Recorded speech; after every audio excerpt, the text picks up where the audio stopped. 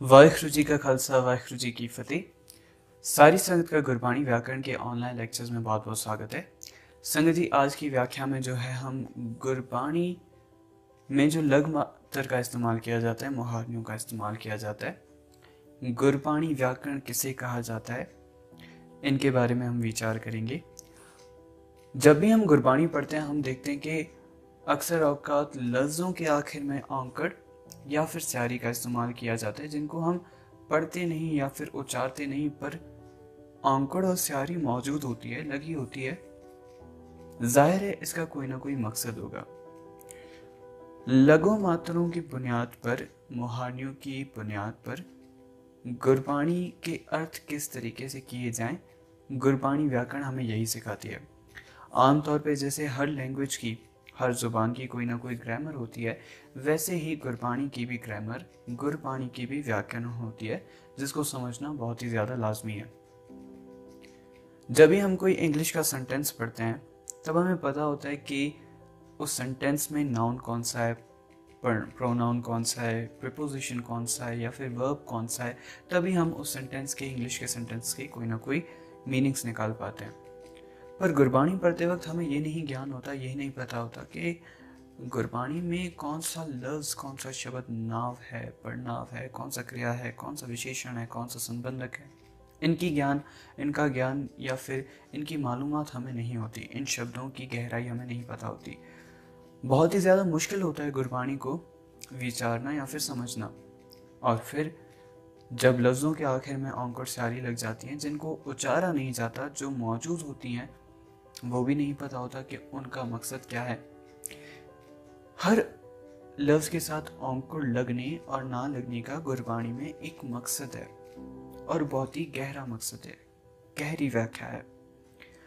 हम देखते हैं कई बारी एक ही शब्द औंकड़ के साथ भी आता है, औंकड़ के बिना भी आता है और स्यारी के साथ भी आ जाता है। भगत की बात की जाए, भगत औंकड़ के साथ भी नजर आता है, गुरबाणी में बिना औंकड़ के भी आता है और भगत स्यारी के साथ भी आ जाता है। आखिरी अक्षर को स्यारी भी लग जाती है और औंकड़ भी लगी होती है और औंकड़ नहीं भी लगी होती। इसी तरीके से नानक, कई बारी कई संगतों से उनको नहीं पता होता कि गुरबाणी में नानक शब्द का इस्तेमाल किस लिए किया जाता है या नानक शब्द के पंक्ति के साथ अर्थ किस तरीके से करने हैं, अर्थों का मेल किस तरीके से होगा, ये हमें नहीं पता होता। कहाँ पर नानक जो है पंक्ति के साथ मेल खा रहा है, मीन्स के पंक्ति के साथ नानक के मतलब जोड़े जाएंगे या नहीं जोड़े जाएंगे, ये हमें नहीं पता होता। इसकी गहरी व्याख्या जो है गुरबाणी व्याकरण में ही छुपी हुई है, गुरबाणी के ग्रामर में ही छुपी हुई है। साथ ही साथ गुरबाणी व्याकरण के इन ऑनलाइन कोर्सेज में, जो कि 15 लेक्चर्स में तकरीबन मुख्तसर अंदाज में गुरबाणी व्याकरण कवर करवाई जाएगी संगतों को, उसमें शुद्ध उच्चारण के भी बहुत सारे टॉपिक शुमार होंगे, जिसमें हम सीखेंगे कि लफ्ज़ों के साथ, शब्दों के साथ दो मुहावरियाँ क्यों लगती हैं, ओड़ा और औंकड़ का क्यों इस्तेमाल किया जाता है। जो अगर ओड़ा और औंकड़ का इस्तेमाल किया गया है, दो मुहावरियाँ एक ही अक्षर के ऊपर, तो उनमें से उच्चारी कौन सी जाएगी, इसकी व्याख्या भी गुरबाणी व्याकरण के अंदर ही छुपी हुई है। शुद्ध उच्चारण में बहुत सी चीज़ें आ जाती हैं, जैसे कि गुरबाणी में कौन कौन से पैरी अक्षर इस्तेमाल होते हैं, इनका भी हमें ज्ञान नहीं होता। काफ़ी तर जगहों पर पैरी अक्षरों की उच्चारणता गुरबाणी के शब्दों और लफ्ज़ों के साथ गलत ही की जाती है, सही नहीं की जाती। सही उच्चारण, शुद्ध उच्चारण गुरबाणी व्याकरण अनुसार किस तरीके से किया जाता है, वो भी हम इन्हीं लेक्चर्स के दौरान सीखेंगे। साथ ही साथ गुरबाणी व्याकरण का थोड़ा सा विस्तार जो है, बेसिक, कि गुरबाणी व्याकरण की खोज कहाँ से शुरुआत हुई। गुरबाणी व्याकरण की खोज जो है प्रोफेसर साहिब सिंह से शुरुआत हुई थी। उनकी बुक सिख धर्म में, सिख इतिहास में और गुरबाणी व्याकरण में बहुत ज़्यादा प्रचलित है। गुरबाणी व्याकरण उन्हीं की बुक का नाम है जो उन्होंने लिखी है। उन्होंने बहुत गहरी खोज की है गुरबाणी व्याकरण के ऊपर, और समझ ली ये हमारे लिए उनका दिया हुआ एक दान है जो हमारे लिए बहुत ही फ़ायदेमंद साबित है। बिना गुरबाणी व्याकरण के गुरबाणी के अर्थ करना बहुत ही ज़्यादा मुश्किल है, गुरबाणी के अर्थ समझना बहुत ही ज़्यादा मुश्किल है। जो अगर हम व्याकरण सीख जाते हैं कोई अगर हमारे सामने गुरबाणी की कोई तुक या कोई गुरबाणी की पंक्ति पढ़ लेता है, तब हम पंक्ति सुनते ही बता सकते हैं कि यहाँ पर अंत में औंकुड़ लगा होगा, यहाँ पर अंत में स्यारी लगी हुई होगी या नहीं लगी हुई होगी। गुरबाणी की तुक या पंक्ति सुनते ही हम ये बता सकते हैं, गुरबाणी व्याकरण पढ़ते ही, समझते ही। साथ ही साथ मुझे गुरबाणी व्याकरण सीखने का मौका जो है ज्ञानी अमृतपाल सिंह जी लुधियाना वाले, जो कि अभी यूके में रहते हैं, उनसे सीखने का मौका मिला। वो जो है व्हाट्सएप के ज़रिए यही गुरबाणी व्याकरण के 2 मंथ का कोर्स करवाते हैं, जिनसे काफ़ी कुछ सीखने को मिला। और यूट्यूब पर भी उनकी 2011 की जो है पिछली वीडियोस अवेलेबल थी, जहाँ से गुरबाणी व्याकरण मुझे भी सीखने का मौका मिला। संगत जी, गुरबाणी व्याकरण में आज के लेक्चर में, आज की इस पहली व्याख्या में हम जो है गुरबाणी के बेसिक्स समझेंगे, बेसिक्स डेफिनेशन समझेंगे, ताकि आगे चल के जो हमारा दूसरा लेक्चर होगा वो औंकुड़ के ऊपर होगा। तब हमें पता हो कि औंकुड़ जिन लफ्ज़ों को लग रही है वो लफ्ज़ अपनी खासियत क्या रखते हैं। तो ज़रूरी है इससे पहले हमें पता हो कि गुरबाणी में नाव कौन सा है, बेसिक्स डेफिनेशंस पता हो, पढ़नाव कौन सा है, क्रिया कौन सा है, विशेषण कौन सा है। साथ ही साथ उच्चारण की एक सेध जो है हम आज ही पढ़ेंगे, ताकि आगे चल के जितनी भी गुरबाणी की पंक्तियाँ आएंगी वहाँ पर हमें थोड़ी बहुत कन्फ्यूजन क्रिएट ना हो। आज की व्याख्या शुरू करते हैं, जिसमें हम सबसे पहले बेसिक डेफिनेशन सीखेंगे और उसके बाद कल की व्याख्या में संगतों के साथ औंकुड़ की व्याख्या साझी की जाएगी कि शब्दों के साथ, लफ्ज़ों के साथ औंकुड़ अंत में क्यों लगाई जाती है और औंकुड़ लगने का क्या मकसद होता है। सबसे पहले हम डेफिनेशन पढ़ेंगे। गुरबाणी के शब्दों के आधार पर, मीन्स के शब्दों की जो वंड है, शब्दों को जो तकसीम किया गया है, डिवाइड किया गया है, ताकि हम शब्द की खासियत समझ सकें, शब्द की क्वालिटी समझ सकें। डेफिनेशंस को इन प्रकार पर 8 रूप दिए गए हैं। वो कौन कौन से? नाव, जिसको नाउन कहा जाता है, पढ़नाव प्रोनाउन, क्रिया वर्ब, विशेषण एडजेक्टिव, क्रिया विशेषण एडवर्ब, संबंधक प्रीपोजिशन, योजक कंजक्शन, और विस्मयक कहा जाता है इंटरजेक्शन को। इन सब की एक एक करके हम व्याख्या देखेंगे, ताकि सही तरीके से हमें गुरबाणी के शब्दों का, लफ्ज़ों का ज्ञान हो जाए कि कौन सा लफ्ज़ कौन सी खासियत रखता है। सबसे पहले नाव की बात करेंगे। नाव कहा जाता है जिना शब्दा राही किसी व्यक्ति, जीव, गुण, थां, वस्तु, हालत, भाव आदि बारे ज्ञान हो जावे उसनु नाव कहते हैं। जिस भी शब्द का इस्तेमाल गुरबाणी व्याकरण में हम जहाँ पर भी करेंगे, शब्द कहा जाएगा किसी एक लफ्ज़ को, एक अल्फाज को, एक वर्ड को शब्द कहा जाएगा। गुरबाणी व्याकरण पर जहाँ पर भी हम शब्द लफ्ज़ का इस्तेमाल करेंगे, शब्द किसी एक वर्ड को कहा जाएगा या फिर एक अल्फाज को, एक लफ्ज़ को कहा जाएगा। ठीक है जी। जिस भी शब्द के ज़रिए, जिस भी वर्ड, जिस भी लफ्ज़ के ज़रिए किसी व्यक्ति, जीव, ठीक है, किसी भी चीज़, किसी भी लिविंग ऑर्गेनिज्म, किसी भी गुण या फिर किसी भी जगह के बारे में, थां के बारे, किसी वस्तु, किसी हालत, किसी भावना, इमोशन के बारे में, एक्सेट्रा, आदि कहा जाता है एक्सेट्रा को, इनके बारे में ज्ञान हो जाए, इनको नाव या फिर नाउन कहा जाएगा। जैसे कि एग्जाम्पल भी कुछ देख लेते हैं, मिसाल भी कुछ लिख लेते हैं। अविनाश, कराची, शेर, कपड़ा, प्रेम, आदि मतलब के एक्सेट्रा। अविनाश क्या है? एक नाम है। अविनाश नाम लेते ही या कोई भी नाम लेते ही हमें पता चल जाता है किसी व्यक्ति की बात हो रही है, किसी लिविंग ऑर्गेनिज्म, किसी जीव की बात हो रही है। अगर हम किसी थां के बारे में बात करें, कराची शहर का नाम है, तो कराची का नाम लेते ही हमें कराची पता चल जाता है कि किसी शहर की बात हो रही है। शेर एक जानवर है, नाम लेते ही पता चल गया किसी जानवर की बात हो रही है। कपड़ा कोई चीज़ है, वस्तु है, नाम सुनते ही हमें पता चल गया किसी वस्तु की बात हो रही है। तो जिस भी लफ्ज़ द्वारा किसी चीज़, जिस भी लफ्ज़ द्वारा, प्रेम एक भावना है, एक इमोशन है, ठीक है, तो जिस भी लफ्ज़ द्वारा, शब्द द्वारा किसी चीज़ का ज्ञान हो जाए, अगर सिंपल लफ्ज़ों में कहा जाए, जिस भी लफ्ज़ द्वारा किसी चीज़ का ज्ञान हो जाए तो उसे हम नाव या फिर नाउन कहेंगे। उसके बाद पढ़नाव, प्रोनाउन जिसे कहा जाता है, जेड़े शब्द नाव दी थां वरते जान उन्हां नूं पढ़नाव कहंदे हन। जो भी लफ्ज नाउन की जगह पर इस्तेमाल किया जाए उसे पढ़नाव कहा जाता है। जैसे कि अगर हम कोई पैराग्राफ इस्तेमाल करते हैं और किसी के लिए पैराग्राफ, किसी नाव के लिए पैराग्राफ करता जाता है, तो उस नाव का इस्तेमाल बार बार उस पैराग्राफ में नहीं किया जाता। जैसे कि अगर कहा जाए कि जगदीश सिंह स्कूल जाता है, जगदीश सिंह वहाँ पर पढ़ता भी है, जगदीश सिंह वहाँ पर खेलता भी है, जगदीश सिंह वहाँ पर रोटी भी खाता है। अब मैंने क्या किया, जगदीश सिंह का बार बार इस्तेमाल किया, पर एक ही पैराग्राफ में एक ही नाव का बार बार इस्तेमाल नहीं किया जा सकता, इसलिए नाव की जगह पर कोई ना कोई पढ़नाव का इस्तेमाल किया जाता है। जैसे अगर मैं कहूँ दोबारा, जगदीश सिंह स्कूल जाता है, वो वहाँ पर पढ़ता भी है, वो वहाँ पर खेलता भी है, वो वहाँ पर रोटी भी खाता है। तो वो ने क्या किया, जगदीश सिंह की जगह ले ली। जो भी पढ़नाव नाव की जगह ले ले उसे हम क्या कहेंगे, पढ़नाव। जैसे मैं, असी, ओ, तोहाड़ा आदि। आगे और डेफिनेशंस की हम व्याख्या देखेंगे। तीसरी डेफिनेशन हमारे पास आती है क्रिया, जिसे वर्ब कहा जाता है। जिस शब्द राही किसी काम दे होने का ज्ञान हो जावे उसनू क्रिया कहते हैं। जिस भी शब्द के जरिए, जिस भी लफ्ज के जरिए किसी काम के होने का एहसास हो जाए, किसी काम के होने का ज्ञान हो जाए कि कोई काम हो रहा है या फिर होने वाला है या फिर हो गया है, जहां पर भी कोई काम हो रहा हो, काम के होने का ज्ञान हो जाए, उस शब्द को, उस लफ्ज को हम क्या कहेंगे, क्रिया कहेंगे। जैसे कि जागना, सुनना, बोलना, खावना, करो, देहो आदि।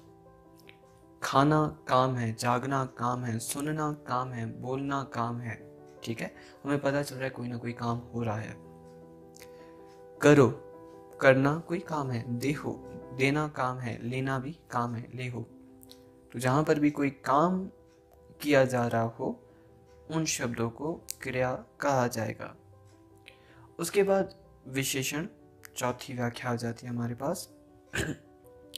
ਜਿਹੜੇ शब्द नाव ਜਾਂ ਪੜਨਾਉ ਨਾਲ लग के उसकी विशेषता प्रगट करन उसनों विशेषण कहते हैं। जो भी शब्द, जो भी लफ्ज नाव या किसी भी लफ्ज के साथ लग के, नाव या फिर पड़नाव के साथ लग के उसकी विशेषता प्रकट करे, विशेषता कहा जाता है खासियत को, क्वालिटी को।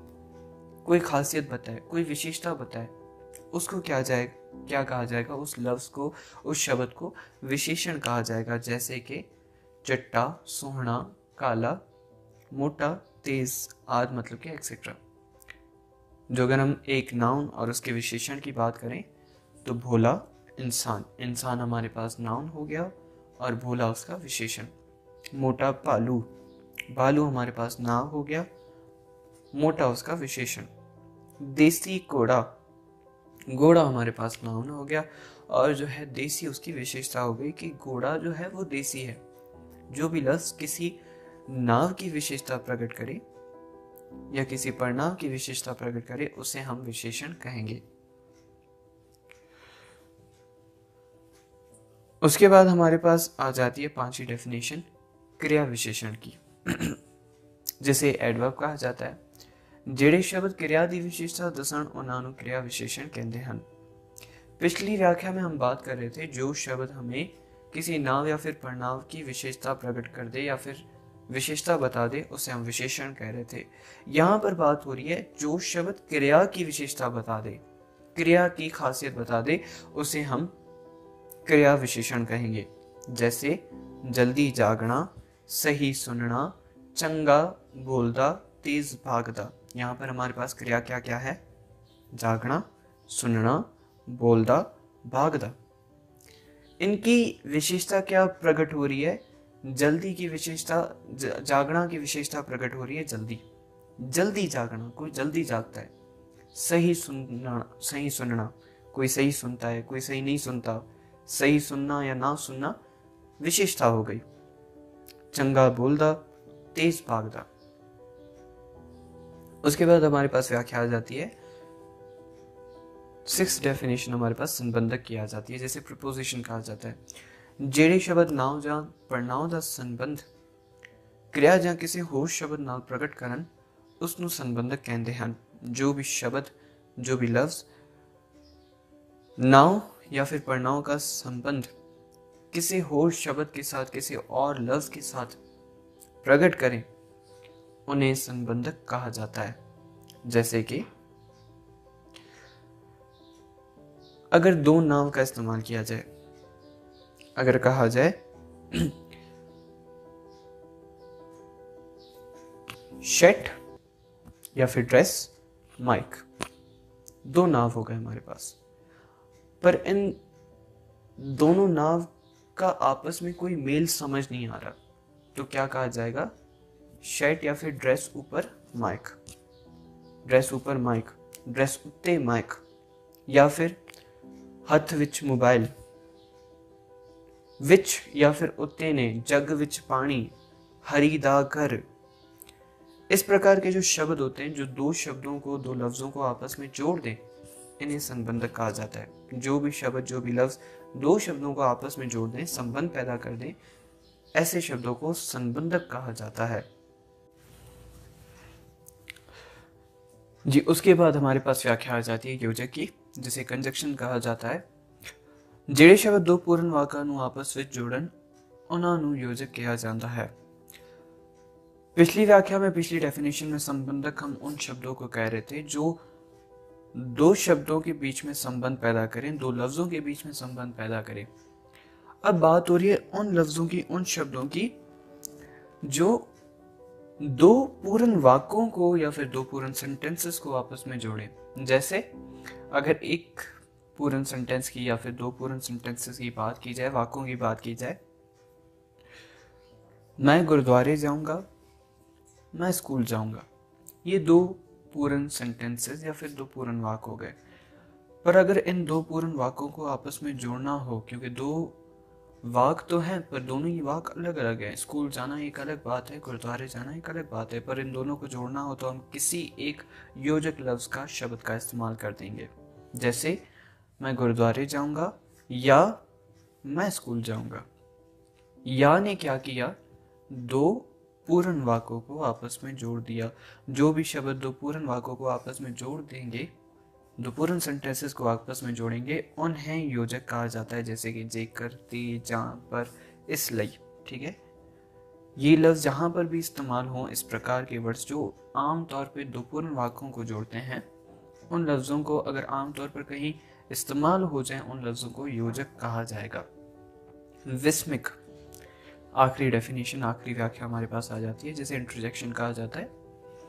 ਜਿਹੜੇ शब्द हैरानी, खुशी, सोग, ਇੱਛਾ ਆਦਿ ਦਾ ਪ੍ਰਗਟਾਵਾ ਕਰਨ ਉਸ ਨੂੰ ਵਿਸਮਿਕ ਕਹਿੰਦੇ ਹਨ। जो भी शब्द, जो भी लफ्ज किसी भी इमोशन को एक्सप्लेन करे या फिर इमोशन का प्रगटावा करे, इमोशन को या किसी भावना को बयान कर दे, वो इमोशन कोई भी हो सकता है, हैरानी, खुशी, सोग, रोग, इच्छा, कुछ भी।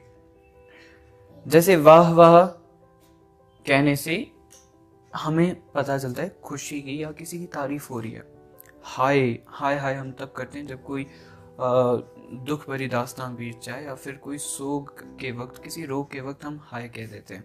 ऐसे ही बल्ले, काश, छी, उफ, ठीक है, आद एक्सेट्रा को कहा जाता है। ऐसे वर्ड्स, ऐसे शब्द जो किसी इमोशन को बयां कर दें या किसी भावना का प्रगटावा कर दें, हैरानी, सोग, खुशी, इच्छा, रोग, कुछ भी हो सकता है, ऐसे शब्दों को विस्मिक कहा जाता है। उसके बाद व्याख्या आ जाती है, जैसे कि इंग्लिश में हमारे पास सिंगुलर, प्लूरल या फिर मस्कुलाइन, फेमिनाइन होते हैं। उर्दू में कहा जाता है वाहिद, जमा और मुज़क्कर और मुअन्नस। इसी तरीके से गुरबानी की व्याकरण में हम सिंगुलर को या फिर मुज़क्कर को या फिर सिंगुलर को, वाहिद को एक वचन कहेंगे, प्लूरल को या फिर जमा को हम बहुवचन कहेंगे, मस्कुलाइन को या फिर मुज़क्कर को हम कहेंगे पुल्लिंग, और फेमिनाइन को या फिर मुअन्नस को हम कहेंगे स्त्रीलिंग। एक वचन मतलब कि जहाँ पर किसी एक की बात हो, बहुवचन माना कि बहुतों की बात हो, पुल्लिंग पुरुष लिंग, और ईडी से आरी डॉट मीन्स की फुल फॉर्मेशन हमारे पास हो जाएगी स्त्रीलिंग की। स्त्रीलिंग कहेंगे जहाँ पर किसी मुअन्नस शब्द की, फेमिनाइन शब्द की या फिर मस्कुलाइन शब्द की बात हो रही हो। एक वचन अगर बात की जाए, जैसे कि थोड़ी व्याख्या हम यहाँ पर देख लेंगे ताकि अगर किसी को भी इस चीज़ के बारे में नहीं पता वाहिद जमा क्या होता है, सिंगुलर प्लूरल क्या होता है, उनको थोड़ा सा क्लियर हो जाए। एक वचन बात की जाए तो एक वचन हमारे पास होता है लड़का, बहुवचन हो जाएगा लड़के। अगर पुल्लिंग हमारे पास लड़का है तो उसका स्त्रीलिंग हो जाएगा लड़की। इसी तरीके से एक वचन घोड़ा, बहुवचन उसका घोड़े। पुल्लिंग अगर हमारे पास घोड़ा है तो उसका स्त्रीलिंग घोड़ी हो जाएगा। एक वचन अगर हमारे पास कुर्सी है तो उसका बहुवचन कुर्सियां हो जाएगा। पुल्लिंग कुर्सी जो शब्द है वो पुल्लिंग रूप में हमारे पास आता ही नहीं, कुर्सी होती है, होता नहीं है। ठीक है, जिस भी शब्द की हमें पता लगाना है कि पुल्लिंग है या नहीं, स्त्रीलिंग है या नहीं, हम क्या करेंगे, उसके साथ होता है या होती है लगा देंगे। ठीक है जी। तो कुर्सी स्त्रीलिंग शब्द हो गया हमारे पास।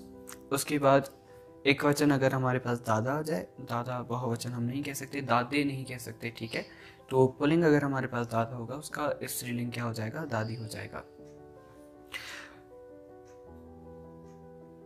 यहाँ तक जो है हमने बेसिक्स डेफिनेशन जो थी गुरबानी की वो हमने समझ लिए। इससे हमें ये पता चल गया होगा कि कहाँ पर जो है गुरबानी में जो भी शब्द इस्तेमाल होंगे, आगे चल के जब हमारी औंकड़ की व्याख्या शुरू होगी वहाँ पर सारी जो उदाहरण लिए जाएंगे गुरबानी में से ही लिए जाएंगे। वहाँ पर हम गुरबानी के शब्दों, गुरबानी की पंक्तियों में, गुरबानी के तुक्कों में देखेंगे कि कौन सा नाव है, कौन सा पड़नाव है, ताकि और ज़्यादा बेहतर तरीके से गुरबानी के वाक्य को या फिर गुरबानी के सेंटेंस या फिर गुरबानी के पंक्ति को हम समझ सकें। यहाँ पर शुद्ध उच्चारण की एक छोटी सी व्याख्या ली जा रही है, क्योंकि आगे चल के जितनी भी पंक्तियाँ आएंगी उनमें शुद्ध उच्चारण इस्तेमाल किया जाएगा, गुरबानी व्याकरण अनुसार जो शुद्ध उच्चारण है।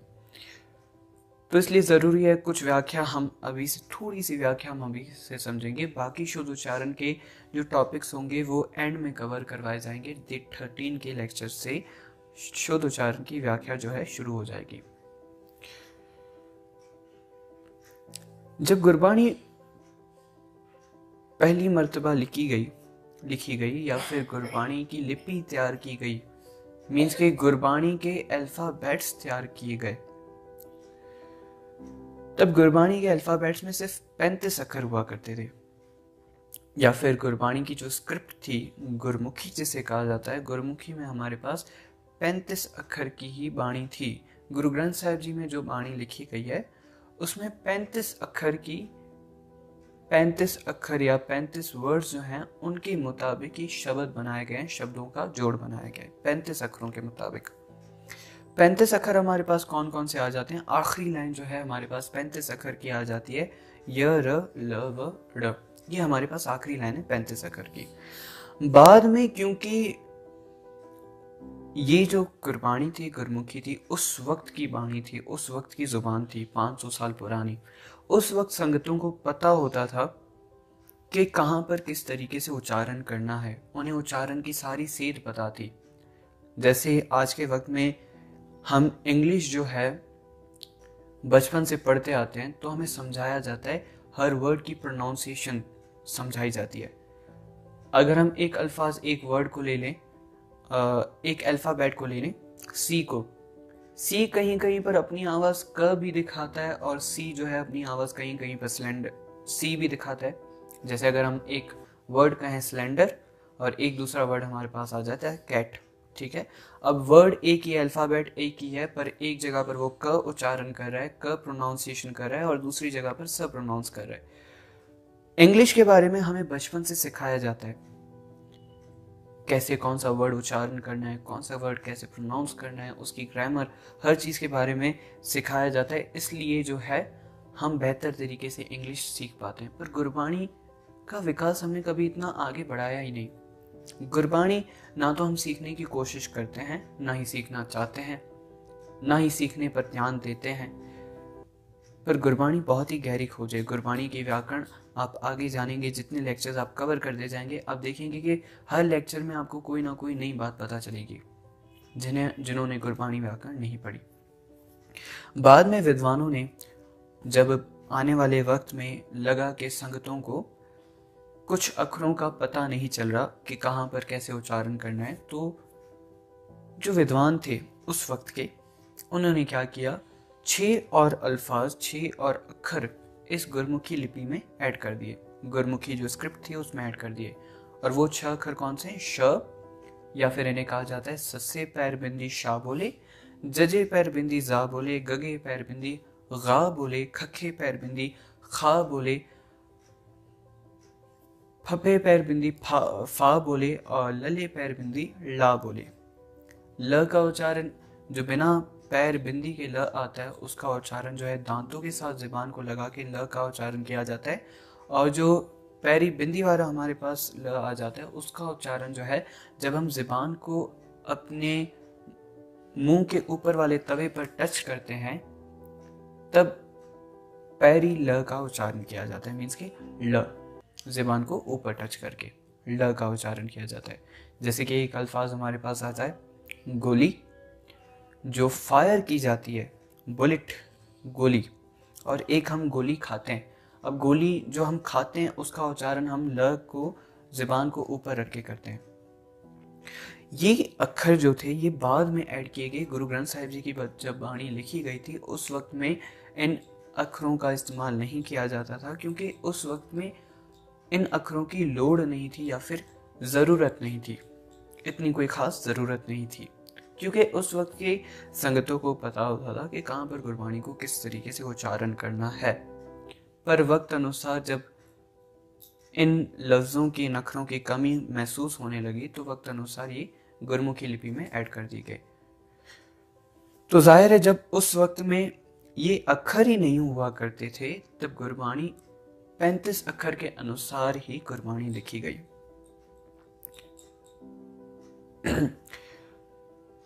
अब जाहिर है एक ही लफ्ज़ गुरबाणी में 2 मीनिंग या फिर 3 मीनिंग रख सकता है, और उसकी मीनिंग अनुसार गुरबाणी उच्चारणी भी ज़रूरी हो जाती है। अब जैसे कि हमारे पास एक शब्द, एक लफ्ज़ आ जाता है गुरबाणी में सेर। सेर कहा जाता है तोल को, वज़न को।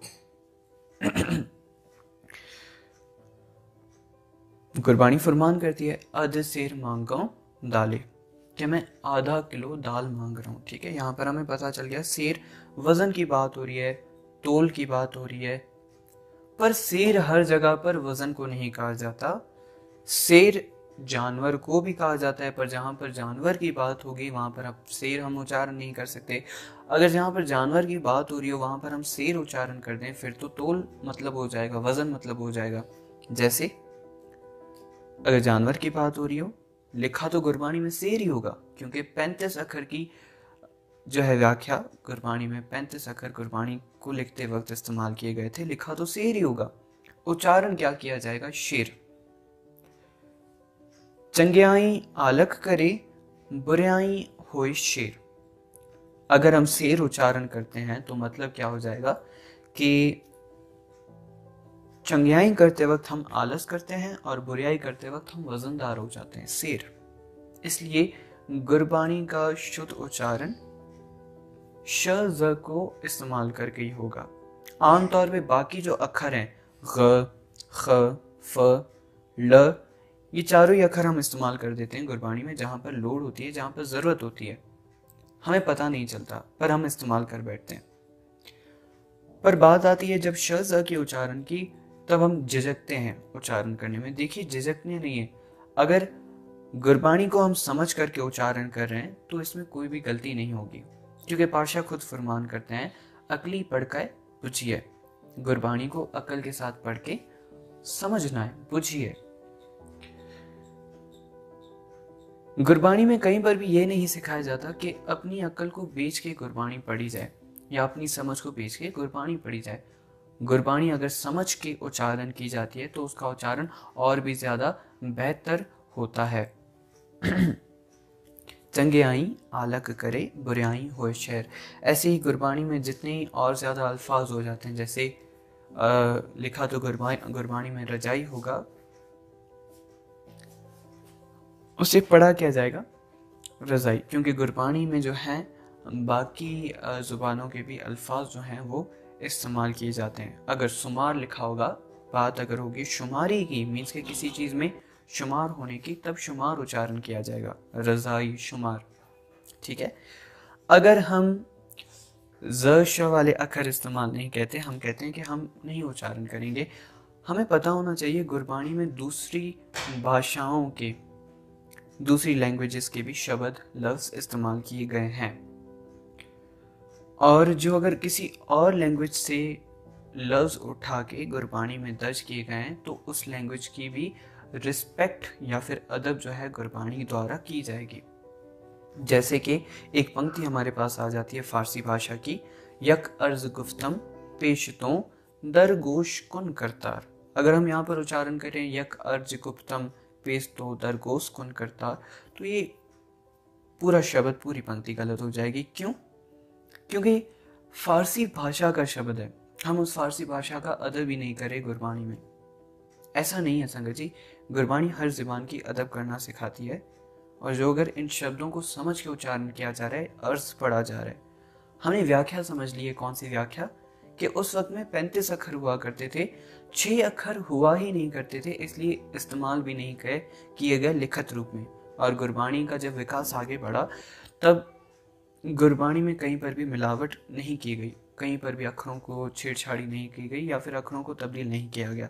इस वजह से ये चीज़ समझने वाली है कि अगर हम गुरबानी को समझ के उच्चारण करते हैं, अगर शज़ वाले अक्षरों का इस्तेमाल करते हैं तो गुरबानी गलत नहीं होती, बनिस्बत गुरबानी का शुद्ध उच्चारण होता है। यक अर्ज गुफ्तम पेशतों दरगोश कुन करतार, शुद्ध उच्चारण होगा, शुद्ध उच्चारण में शुमार होगा। यहाँ तक संगत जी जो है बेसिक चीज़ें हमने कुछ सीखी हैं। कल के लेक्चर में जो है गुरबानी व्याकरण के D2 के लेक्चर में संगतों को औंकड़ लगने की वजह सिखाई जाएगी या फिर बताई जाएगी, विचार साझी की जाएगी कि लफ्ज़ों के आखिर में औंकड़ क्यों लगता है, औंकड़ की क्या व्याख्या होती है, औंकड़ क्या बख्शिश करता है। गुरु महाराज औंकड़ द्वारा एक औंकड़ के साथ एक छोटी सी मात्रा जो है वो गुरबानी में कितनी ज़्यादा अहमियत रखती है या फिर क्या बख्शिश होती है औंकड़ से, ये हम कल की व्याख्या में समझेंगे। औंकड़ लगने के जो हैं, औंकड़ लगने का एक पूर्ण वजूहात, एक पूर्ण कारण है। औंकड़ ना लगने के 4 कारण हैं जो बहुत ही ज़्यादा समझना ज़रूरी है। औंकड़ लगने से ज़्यादा औंकड़ ना लगना समझना ज़रूरी है। लफ्ज़ों से औंकड़ क्यों हटती है या फिर क्यों हटाई जाती है। इसी तरीके से स्यारी की 6 वजूहात हैं और उसके बाद शुद्ध उच्चारण की व्याख्या करवाई जाएगी। गुरबानी व्याकरण के जो ये 15 लेक्चर्स होंगे, इसमें जो है मुख्तसर अंदाज में गुरबानी व्याकरण की व्याख्या करवाई जाएगी। पूर्ण तौर पे जो अगर हमने गुरबानी व्याकरण सीखनी है तो उसका तो तकरीबन 4 से 5 महीने का बहुत ही लंबा कोर्स है। हम चाहें तो वो बुक्स द्वारा स्टडी कर सकते हैं, पढ़ सकते हैं। गुरबानी व्याकरण की जो प्रोफेसर साहिब सिंह की बुक है हम वो पढ़ सकते हैं। जो सिख मिशनरी कॉलेज की तरफ से एक छोटी 60 पेजेस की बुक बनाई गई है गुरबानी व्याकरण की, हम वो भी इस्तेमाल कर सकते हैं। और शुद्ध उच्चारण की भी बुक जो है सिख मिशनरी कॉलेज की तरफ से जो बनाई गई है, हम वो लाजमी पढ़ सकते हैं और पढ़ना भी चाहिए हमें। गुरबानी शुद्ध उच्चारण, गुरबानी बेहतर तरीके से हमें समझ आ सके। गुरबानी की भी खोज वैसे ही करनी चाहिए जैसे हम दूसरी भाषाओं की, दूसरी लैंग्वेजेस की खोज करते हैं। इतनी सेवा परवान जी, ये विचार करते सेवा करते बहुत ही कोई ना कोई बुला चुका हो गई होंगी, इसके लिए बेअंत माफ़ी संगत जी। वाहिगुरू जी का खालसा, वाहिगुरू जी की फतेह।